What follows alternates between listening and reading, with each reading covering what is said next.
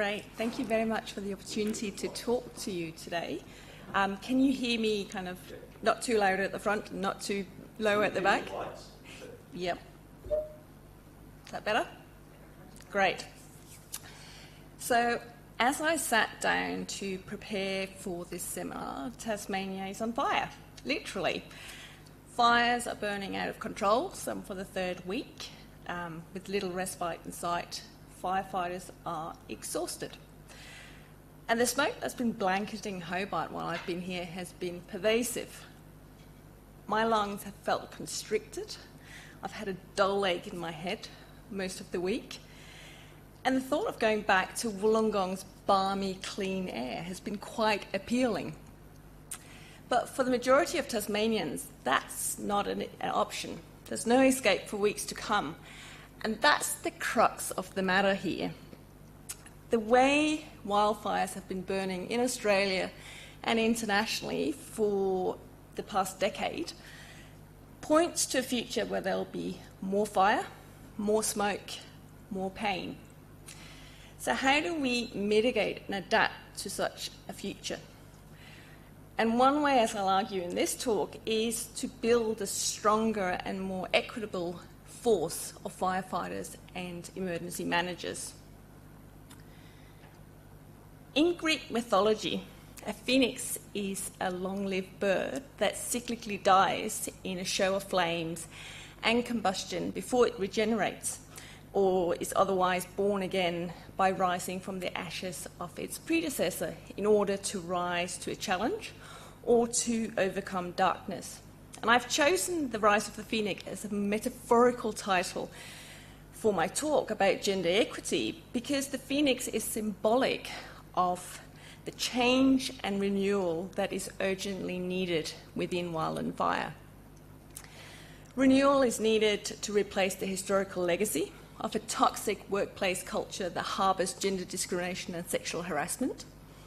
And renewal is required to build a bigger and more cohesive and therefore stronger workforce that can withstand the pressures placed on it by fire seasons that are getting longer, more intense, and catastrophic wildfires that are ravaging wild and urban interface communities around the world.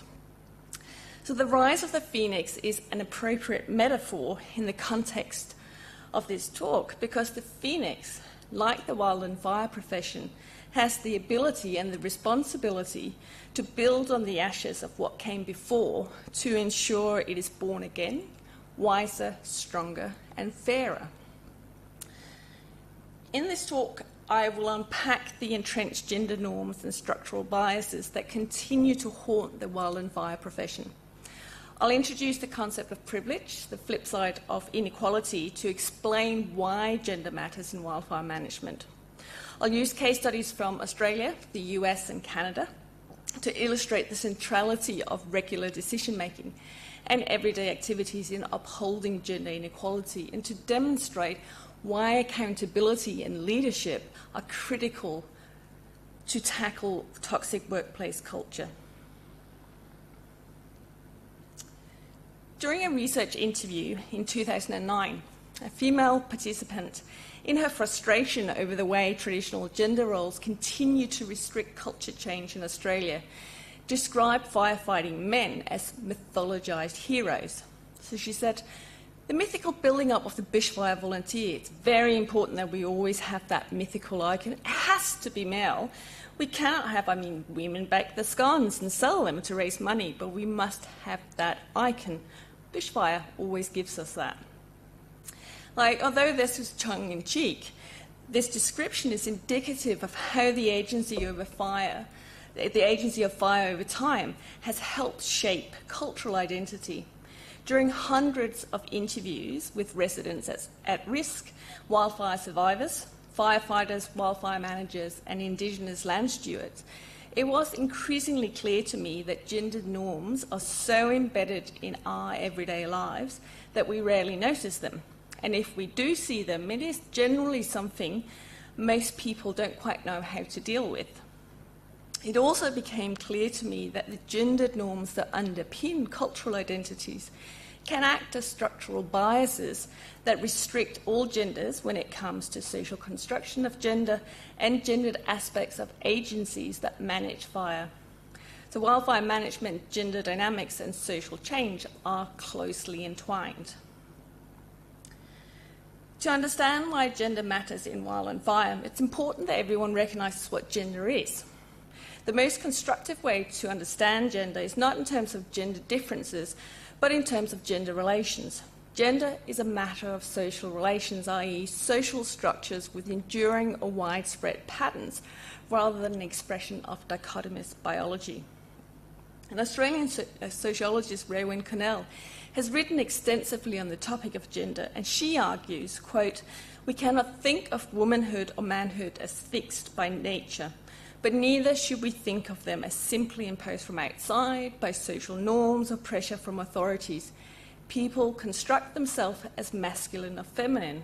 We claim a place in the gender order or respond to the place that we're given by the way we conduct ourselves in everyday life," end quote.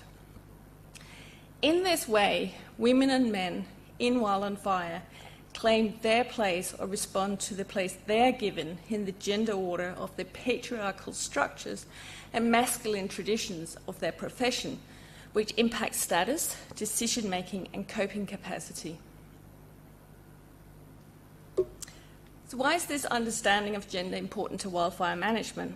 Well, it matters for three key reasons. The findings in my research clearly demonstrate that gender matters in wildfire management because gendered norms structure women and men's level of risk tolerance and actions in ways that negate other changing social circumstances. It also matters because even when stated policy appears gender aware, institutions reproduce the prevailing values of society more often than they challenge them. And the power dynamics in mixed settings are generally disadvantageous to women. And it matters because most institutions are gendered with internal gender regimes that function in a wider context of gender relations, all of which produce gender effects. So quoting Connell here again, without even being named as gender, a socially defined masculinity may be built into the very concept of management or organisational rationality. So these three reasons point to the importance of engaging with the concept of privilege, a concept that refers to a special right, advantage, or immunity granted or available only to a particular person or group, usually because of their gender, sexuality, race, ethnicity, class, or education. Bob Pease from Deakin University has specifically highlighted the uncharted and latent terrain of what he calls male privilege. Bob believes that too much attention has been focused on the responsibility of those who are oppressed, and too little attention has been given to how those in privileged groups reproduce inequality. As he states in his insightful book, Undoing Privilege, part of the problem is that it is so difficult to get the issue of privilege on the agenda because it is so well legitimated. Privilege is not recognised as such by many of those who have it. Privilege appears to be natural, therefore it's necessary to unmask privilege and make it more visible so that its consequences can be addressed. End quote. So the ingrained gendered structures and male privilege that we have in our society are also deeply ingrained in the operational procedures and cultural norms of wildland fire, posing physical and mental challenges for women who seek to gain recognition and as competent firefighters, as well as for men who strive to fulfil public demands for heroic forms of masculinity. It's helpful to look to broader social trends to understand the pervasiveness of these gendered structures. Pop psychology, for example, is a term used to define the obsession in public discourse and media with labelling of gender differences as if these differences are biologically set in stone. Western society's captivation by such dichotomy-based definitions are problematic when, for example, in leadership debates, men and women are portrayed as being incapable of getting along because their way of communicating are too different.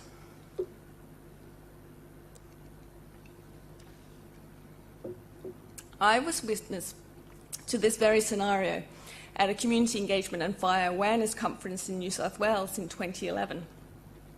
The much publicised keynote speaker, Ellen Pease, not to be confused with Bob Pease, who talks about privilege, but Ellen Pease is the author of books such as Why Men Lie and Women Cry, Why Men Don't Have a Clue and Women Always Need More Shoes, and Why Men Don't Listen and Women Can't Read Maths.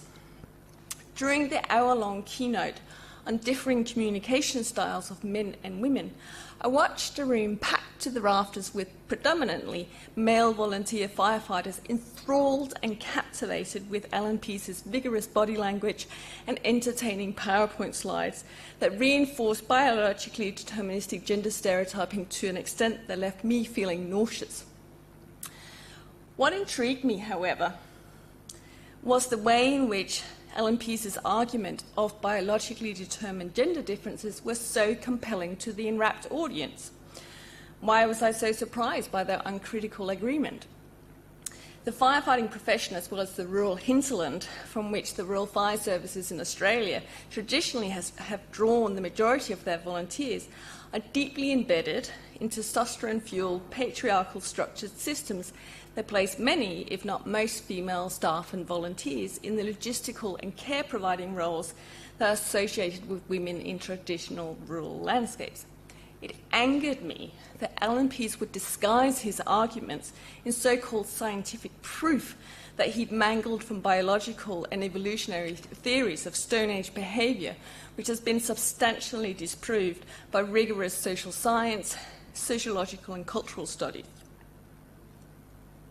To the male-dominated crowd in attendance at the conference, however, the argument of a fixed gender dichotomy in human life or character was compelling, as it confirmed their culturally defined masculine rights. The talk was providing all the proof needed not to make an effort to accommodate women within the patrilineal stronghold of the firefighting tradition, because the ways in which women and men think, feel, orient and communicate are, according to Ellen Pease, biologically determined, permanent and irreconcilable. Standing in the back row of the conference auditorium, I was emphatically reminded that hegemonic masculinity and male privilege is alive and well today. The biologically deterministic core argument performed on stage fits squarely with the cultural norms that continue to challenge equal opportunities within Wildland Fire, because of the visible and invisible resistance to change encountered not only amongst many men, but also by the system. Within Wildland Fire, challenges commonly materialise, for example, in the form of everyday language, operational terminology such as war euphemisms, choice of uniform, office layouts, the desirable skills listed in job advertisements, the number of men and women on recruitment panels, to consultation and briefing styles.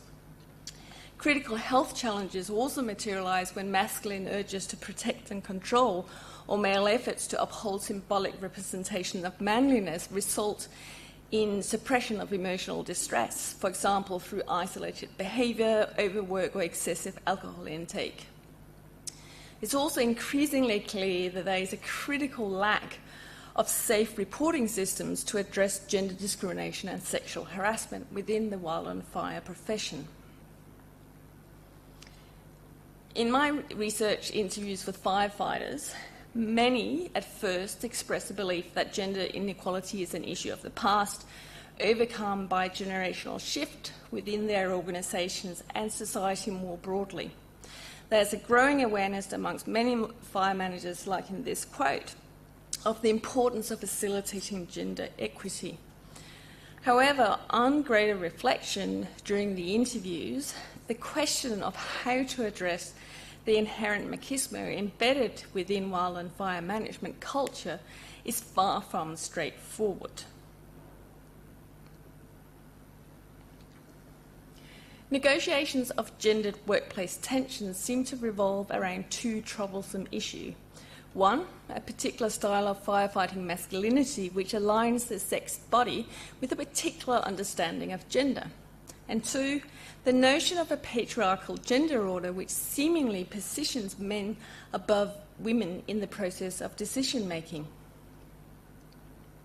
Before I give you 2 case studies that demonstrate how these gendered workplace tensions play out in everyday life, I want to briefly highlight the difference between equality and equity, because a general lack of awareness about the difference between these 2 concepts underpin many of the problems encountered by initiatives attempting to address gender inequality. So equality is not the same as equity. Equality only works if everyone starts from the same position, and equity in the form of fair access to the same opportunities is required before we can enjoy equality. So while equality in the workplace may level the playing field for both men and women, it does nothing to improve the conditions of the actual field. Improving the conditions of the field with equitable measures is what is required to move towards gender equality in Wildland Fire.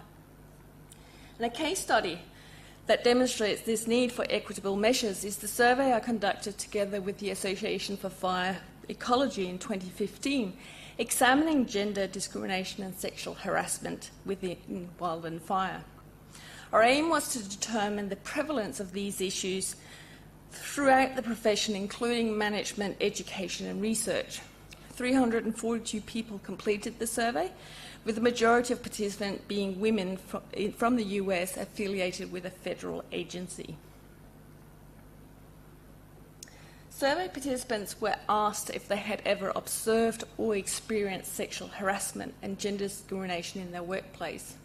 And sexual harassment can take the form of unwelcome sexual advances, requests for sexual favours, and other conducts of a sexual nature that affects an individual's employment, interferes with work performance, or creates a hostile, intimidating, or offensive work environment. Targets of this behaviour often find it threatening to their well-being, and they feel that they do not have the resources in terms of emotional, financial, or other support to address the harassment. Gender discrimination is a broader term referring to any action that specifically denies opportunity or rewards and privileges a person or a group because of gender. Half of the respondents had observed gender discrimination of others in their workplace, and 35% reported personally experienced discrimination. Additionally, 25% reported observing incidents of sexual harassment in the workplace, while 18% reported having experienced it.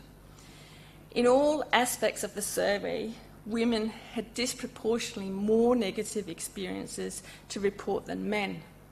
Almost double the number of women than men had personally experienced gender discrimination, and 6 times more women than men had been sexually harassed.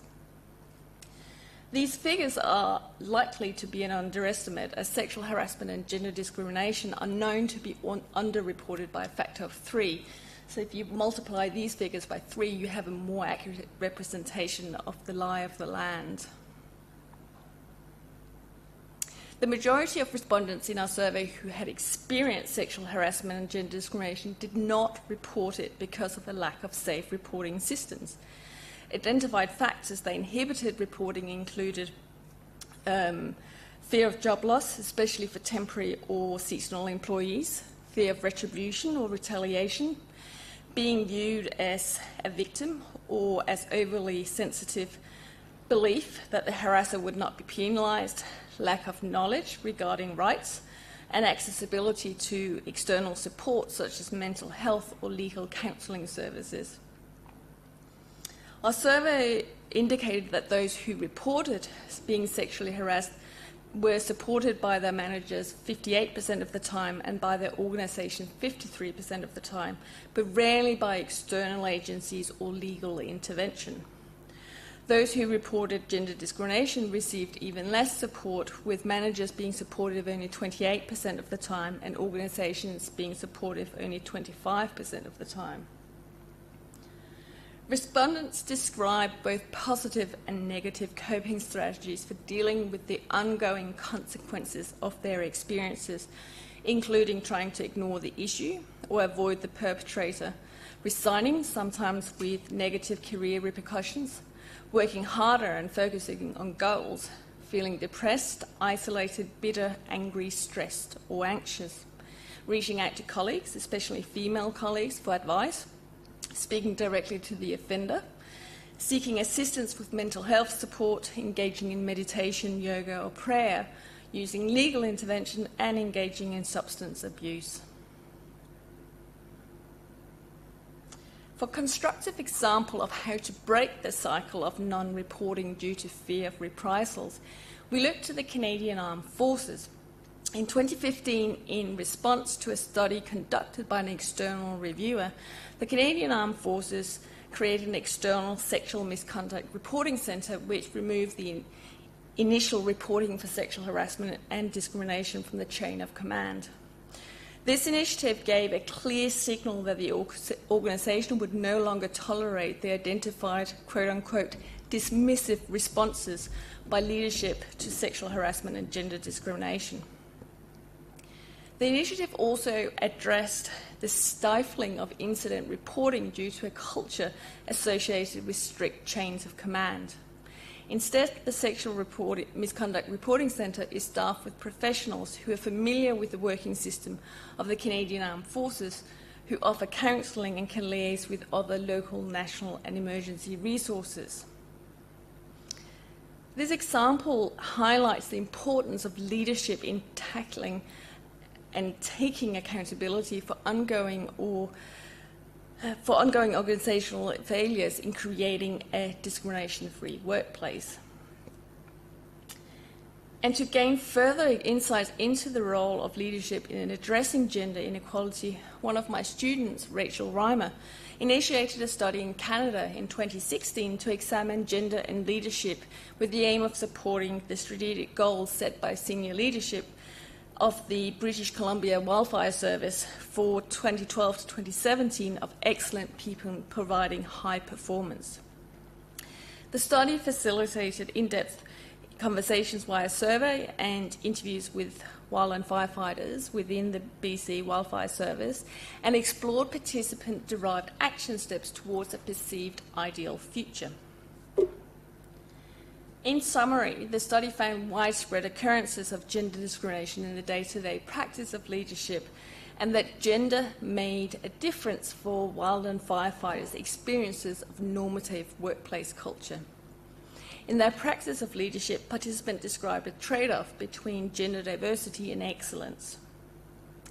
Of the study's 5 findings outlined here, I want to focus on finding 4 to share the firefighters' suggested action steps for creating conversations about culture in an effort to achieve an ideal future in the context of gender and leadership. To create gender equity via excellent leadership, the BC Wildfire Service firefighters recommended creating a conversation about gender in wildland fire, examining the hiring and succession planning processes currently in place to ensure that biases were removed, and actively supporting women in leadership. Leadership training with a greater focus on professionalism and ethics was suggested as a targeted way to create conversation and change workplace culture. Participants identified a need for collaboration on addressing gender norms because then it, quote, allows people to work as a team and to hear what other people are thinking. Conversations about the broader culture and society were also linked to the need for culture change, as societal norms about traditionally male-dominated professions like wildland fire were seen as a factor in creating the culture as new recruits bring the culture of bringing with them into wildland fire. So here's a quote about how the dad is getting the bigger piece of chicken and calling the shots at home.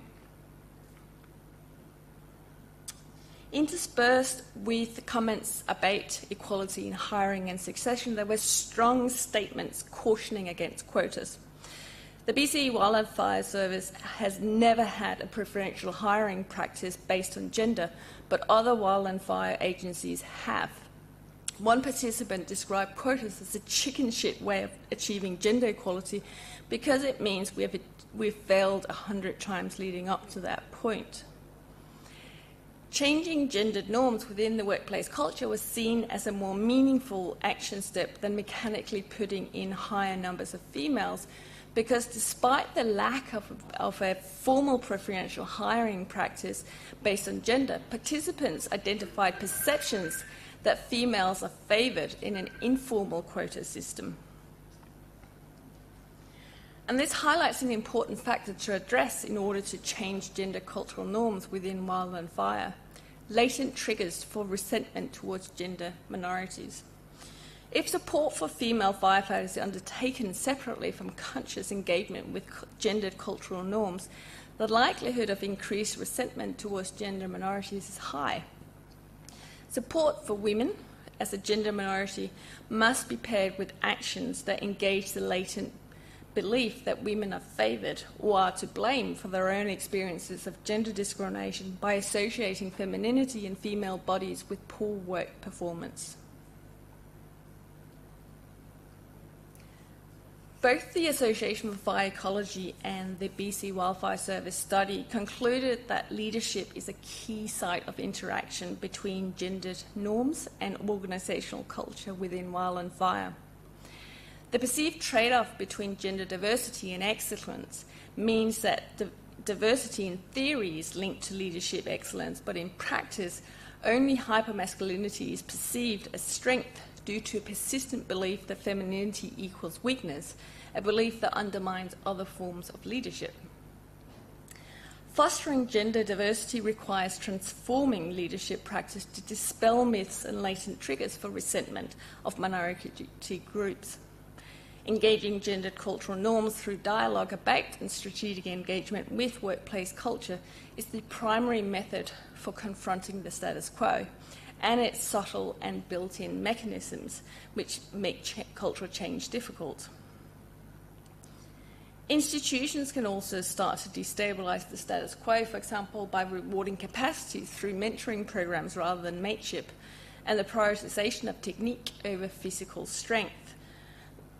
This latter point is important as the technique is distinct from bodily proficiencies and divorced from the alignment of firefighting masculinity with physical strength. Another example of public and professional measures necessary for making gender equality a priority is accountability through shared gender-based succession data, as well as gender disaggregated statistics describing the annual number of gender-based harassment and discrimination reported incidents. As a researcher, I can make sure that these data are hard to come by if they exist at all. When you include gender among your monitoring tools, you get a deeper analysis and can detect equality issues that were previously unknown simply because the tools for analysis were too blunt. It's only when we reveal how decisions, actions and treatment affects women and men that we can detect injustices and do something about them. Open information sharing will enhance knowledge transfer and support an effective creation of a cohesive strategy on diversity issues in the wildland fire profession. There is rich evidence that increased information, accountability and transparency, together with policy and partnership support make the choice to end gender discrimination through informed decision-making and inclusive leadership both a rational and compelling choice. Because gender equality is not just a human right. It is also a question of efficiency, quality and sustainability of the culture that defines Wildland Fire and the working conditions that define the health and well-being of the people who manage, fight and research fires. A lot of good work has been done over the years to promote gender equality, but it has rarely been a cohesive, centralised strategy. Instead, it's been carried out as separate projects without any real impact on everyday activities. To enable the Wildland Fire, or to enable the phoenix to rise in Wildland Fire, we need to understand that gender equity is created in everyday life. Gender equality is created and maintained where we make decisions, allocate resources, and create standards. It is in regular decision-making and everyday activities that we have to tackle gender inequality. With equity comes the respect for diversity that is required to build a bigger, stronger, and more sustainable workforce that can withstand the challenges of a flammable future.